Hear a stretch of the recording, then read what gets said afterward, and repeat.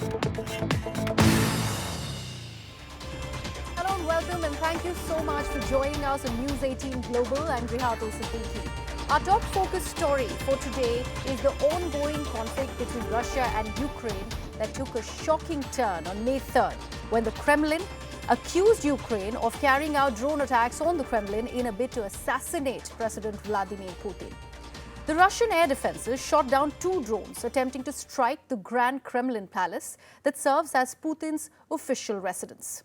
Even as Russia made the breach admission to the world after 24 hours of the incident being reported, it followed it up with keeping its aircrafts on standby to escalate offensive against Ukraine, something that was followed by air raid sirens in Kiev. Now, if we talk about the crucial incident, it's footage that cannot be independently verified, might I add, allegedly shows how drones exploded at the rooftop of Kremlin. Now, Ukrainian President Volodymyr Zelensky, however, was quick to deny having to do with anything with the attack. Zelensky, while strongly rebutting Russia's claims, has said that Ukraine didn't attack Putin or Moscow and that they fight on their own territory and to protect their own territory.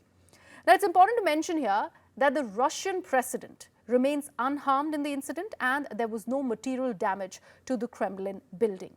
Now, Russian forces, however, bombarded the southern Ukrainian region of Kherson that has so far killed 21 people. Now, remember, this comes ahead of Ukraine's counter-offensive against Russia in an attempt to reclaim territories under the Russian control.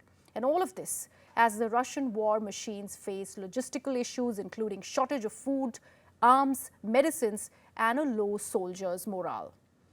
Now, Vladimir Putin is also facing pressure in Moscow over a war that has now dragged on for over 400 days, and the West continues to arm and supply the Ukrainian forces.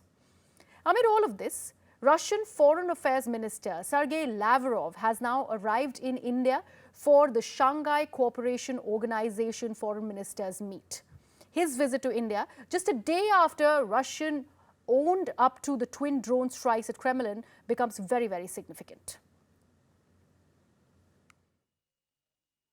Several unanswered questions hang over the Russian claim of a drone assassination attempt on Putin at the Kremlin. It was claimed from the Kremlin on Wednesday that 2 Ukrainian drones attempted to attack the Kremlin in a bid to kill President Putin, who happened not to be there at the time. And this claim was backed by 2 videos released by the Kremlin. The videos appear to show a couple of objects above the Kremlin being shot down, leading to small explosions. The Russian videos themselves raise some doubts. It is not clear for a start what those 2 men are doing there on the roof of the Senate. They're hardly likely to have been there casually up there at that time of the night. They could hardly also have been there to try and do something to stop a drone attack. The first response to picking up a drone on a radar is not to reach for the ladder and climb onto the roof somewhere. Also, Moscow is 450 kilometers from the Russian border. Surely Russia would have spotted drones along the way much earlier and not to wait for them to come hovering above the roof of the Kremlin before neutralizing them. The videos themselves appear not very candid. Ukraine denies that it fires those missiles and it speaks of homegrown groups active against Putin's government. Putin's close allies have now demanded strong action against Ukraine. Former President Medvedev says Russia should now move to eliminate Zelensky and those around him. The Russian version would appear to give them an argument for retaliation, but of course the Russians have not needed such an argument so far. They've attacked civilians in Ukraine for more than a year without looking for any sort of a justification. But the Russians could possibly be looking to justify some new kind of attack on Ukraine.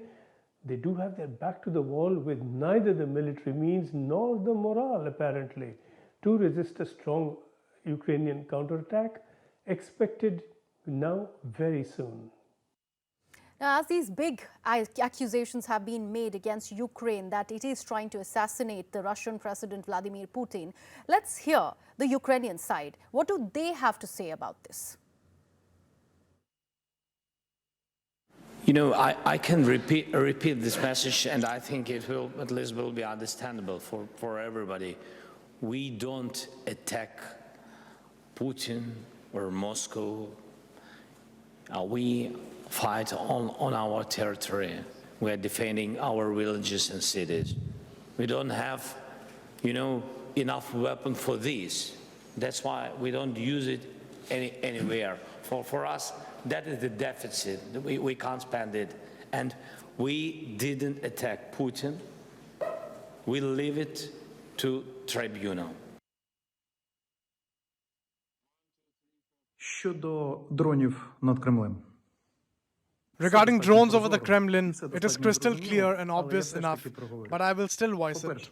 First of all, of course, Ukraine has nothing to do with it because it does not resolve any military tasks. Secondly, it is certainly important for us to destroy all Russian military objects on the occupied territories to make deoccupation faster. It has strategic value and it is a strategic task. Thirdly, any other actions will be interpreted by Russia as terrorist acts, which will allow Russia to justify its large-scale terrorist strikes against civilians and civilian infrastructure in Ukraine.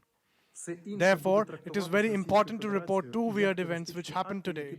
First was detention of supposed Ukrainian saboteurs in Crimea who were said to be planning to commit terrorist acts. Secondly, drones over Kremlin indicates that Russia is preparing certain informational background to justify its own large-scale terrorist acts.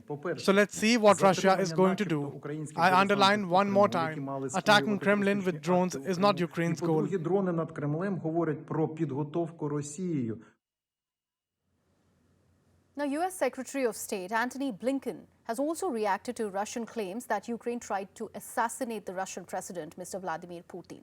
Blinken has said that he cannot validate it in any way, and he has said, I'm quoting from his statement, "We will see what the facts are," but he's also added that they can't really be taking anything coming out of the Kremlin with a very large shaker of salt. So they need to actually verify all of those claims. That is what that has been said by the United States of America.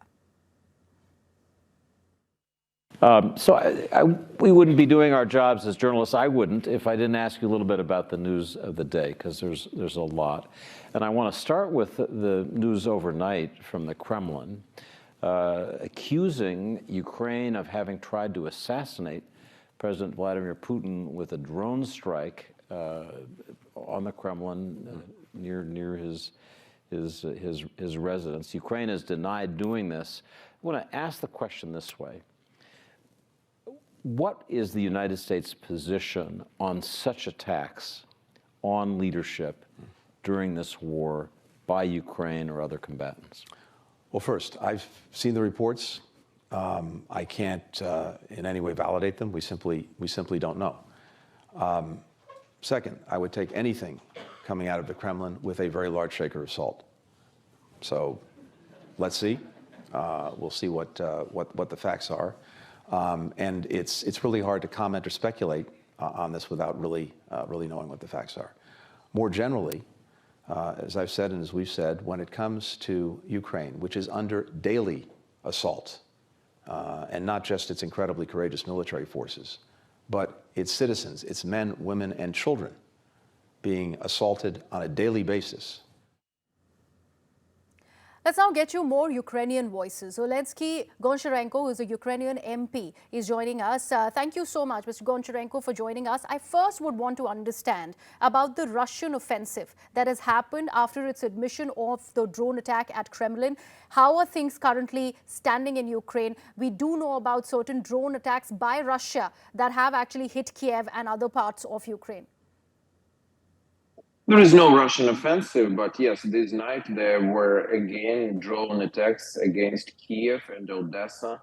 Me personally, I'm now in Kiev, and the whole city woke up in the night from explosions. But all Iranian drones, which were used by Russians to attack Kiev, were intercepted thanks to our military. In Odessa, majority of drones were intercepted, but several reached their aims. But that is a usual, that, like Secretary Blinken said in the fragment that you showed, it's on the daily basis. It's almost every day, several times per week. Our cities are attacked by Russian missiles or drones. So it's kind of a usual, absolutely unfortunately for us, practice. And Russia is attacking civilian areas, residential buildings. For example, last attack just several days ago in Uman in central Ukraine, 23 people were killed, and including 5 children, just in the residential building which was hit by Russian missile. So, Mr. Goncharenko, you're essentially saying that this was another attempt by Russia, probably done within the territory of Russia, so that they can launch further offensive against the Ukraine. Is that what you are trying to actually put out here? I'm trying to say that Russia is attacking us on a daily basis by drones, by missiles, and that happened again this night.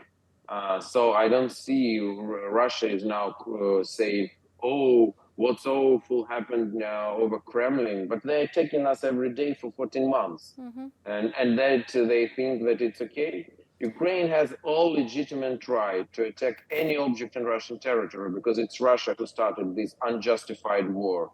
And Russia who is aggressor, and we have all right to, for self-defense. So, Mr. Goncharenko, your president has come out and strongly condemned what is being claimed by Russia. We have put out that speech by Mr. Volodymyr Zelensky already, and they are saying that we do not have enough weapons to actually go about launching an attack on Russia on Russian territory. So that has been put out there. But why do you think? Yes. I should clarify, he was not condemning anything. He said it's not Ukraine. And that what he said, and all Ukrainian officials are saying that Ukraine is not the side who is standing, who organized this attack, but he was not condemning it. I can tell you that millions of Ukrainians were happy to see how there are explosions over Kremlin, and we will be more happy when we will see Putin in tribunal executed as a war criminal, and when the whole Kremlin will be burned down. That will be a happy moment for all of us. So we're not condemning it. It's something which Russia deserves.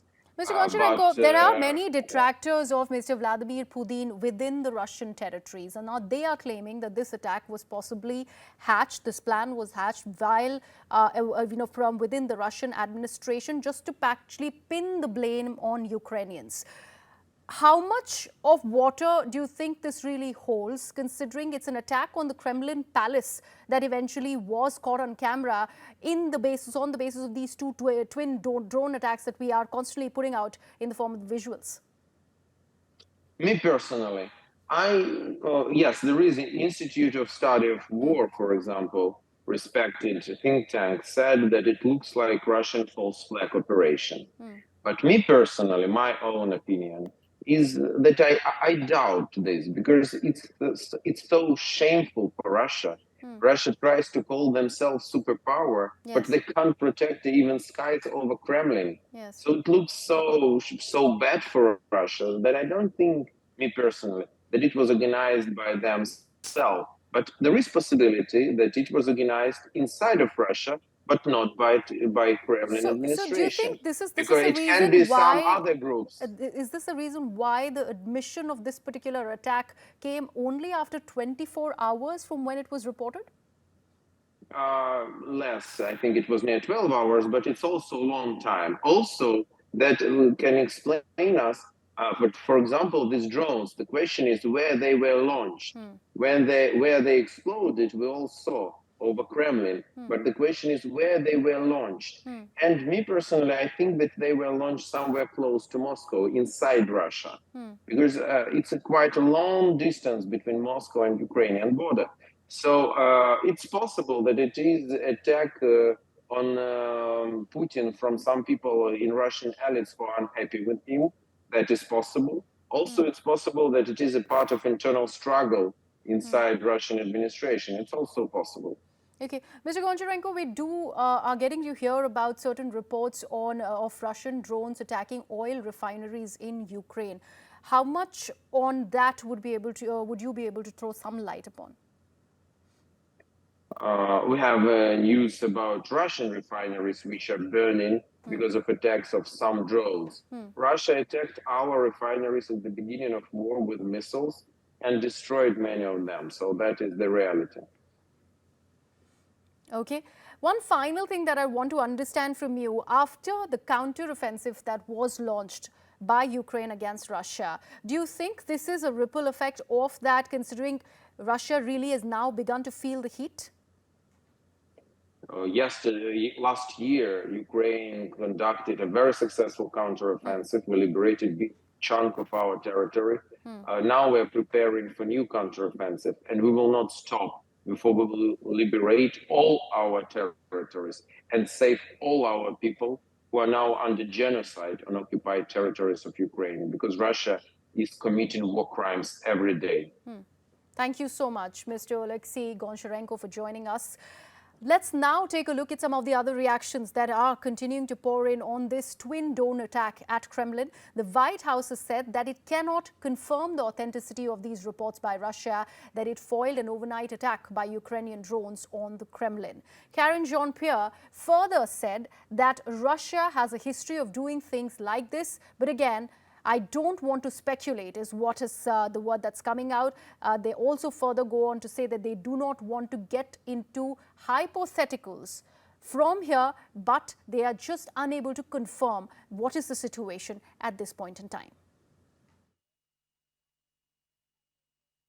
So we are aware of the reports, but are unable to confirm the authenticity of them at this time, and so I don't want to get into speculation from here about what happened, but we are indeed aware of the reports. Since the beginning of this conflict, the United States is certainly not encouraging, enabling Ukraine to strike beyond its borders. We've been very clear from here about that, but again, I don't want to get into speculation from here about the authenticity of this report.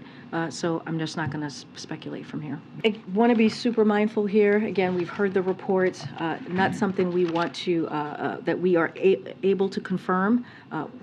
Want to be incredibly mindful here. It is really too early to tell, as you asked me about the false flag, essentially. But obviously, Russia has a history of doing things like this. But again, I don't want to speculate. I don't want to get into hypotheticals from here. But we're just unable to confirm at this time. Very clear. I mean, we're about to announce another critical security assistance to Ukraine. I think that shows our commitment, and we have been very clear that we will support Ukraine as they defend their country against Russia's invasion, and that will continue. That will not stop.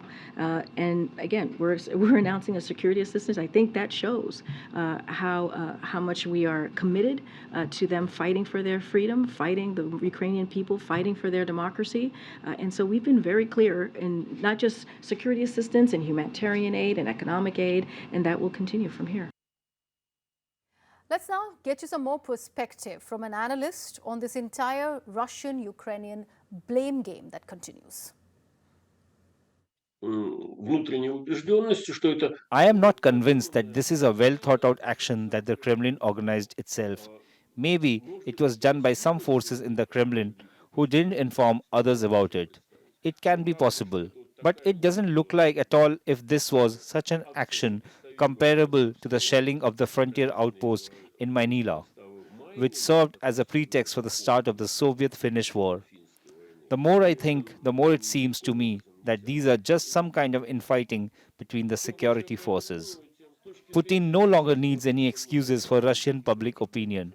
As for the Western public opinion, I think that this is not a sufficient reason to justify, from the point of view of Europe, the infliction of some absolute monstrous anti-conventional strikes on Kyiv, on some civilian centers.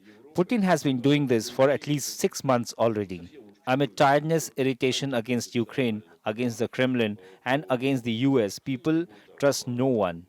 This is the phase that is currently going on, and amid this phase, public opinion in Russia cannot be seriously frightened, united, mobilized, or inspired by such events. Will the Kremlin try to take advantage of this? Of course, they will try to do it. А что Кремль из этого что-то себе попробует выварить?